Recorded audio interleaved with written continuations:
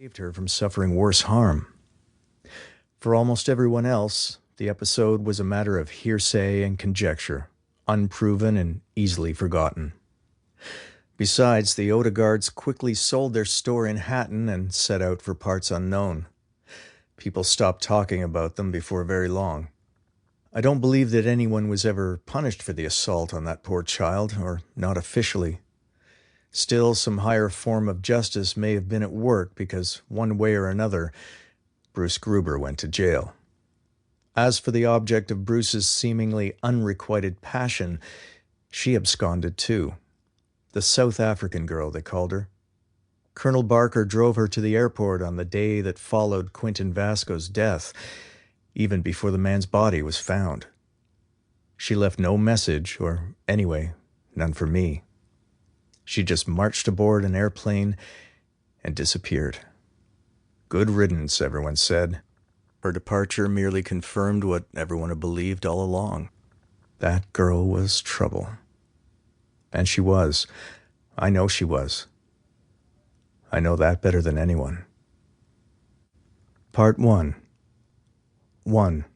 Sam, Ontario, Spring 1963. Her name was Hilary Anson, and she came up from South Africa in the late spring of 1963, armed with a Russian-made Makarov pistol that had been given to her by Nelson Mandela, or so she said. She was all of 18 years old when she arrived in Canada, an unholy terror according to the rumors, which were invariably lurid and quite possibly true. Her impending arrival had been grist for the mill long before she showed up in Kelso, deep in the horse country northwest of Toronto, the land where I was raised. Supposedly, she was to remain for the summer, or possibly longer, in order to serve penance for certain heinous wrongs committed in her home country. The details were unclear. All that was known for certain was that she was trouble and that she was going to work as a groom at the Colonel Barker's place, a rambling property with a stone farmhouse on the second line, not far south from the Hunt Club. Some relative of Mrs. Barker's lived in South Africa, in Durban apparently, and there was some kind of family connection with Hilary Anson. No one was exactly sure what it was. As for the rumors, if even half of them were true, then the girl had already endured vastly more outrage and scandal than I have known in all my life. And I'm now 46. I was 15 then. "Durban?" said my mother. She wrinkled her nose. This was the first she'd heard of Hilary Anson. "Doesn't that sound Arabian?" "Turban, Mother," I said. "You're thinking of turban, and that would be more like India? Sikhs wear turbans." "Oh? Oh, yes." She waggled her eyeglasses in the air like a schoolteacher to signal a pause in the conversation, but she soon came back to Hilary Anson. "Just think," she said. "South Africa." My father had been there once on business of some kind. He'd gone on safari, too, and had seen a lion, 2 giraffes, and at least a dozen elephants, all before 7 o'clock in the morning.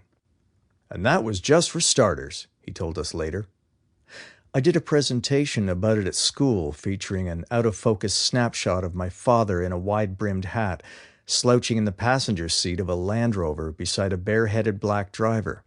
The driver had a rifle resting across his lap, and was the first black man I had ever seen, or at least the first one who had any connection to me. Here was the black man my father had once sat beside in a Land Rover in South Africa. In the background, Kruger National Park. It was remote and exotic. But back to 1963. For reasons not of my own making, I came to know Hilary Anson, a.k.a. the South African girl, over the course of that summer. I believe I grew closer to her than anyone else managed to do at the time, closer even than Bruce Gruber. This might not seem like much to others, but it surely was something to me. She turned my life upside down, Hilary Anson did, and I haven't got things righted yet, even though more than 30 years have passed since I last heard her plummy voice, last gazed at her wavy sable locks, last admired her as she sculpted smoke rings in the air with a Rothman cigarette, last watched, transfixed,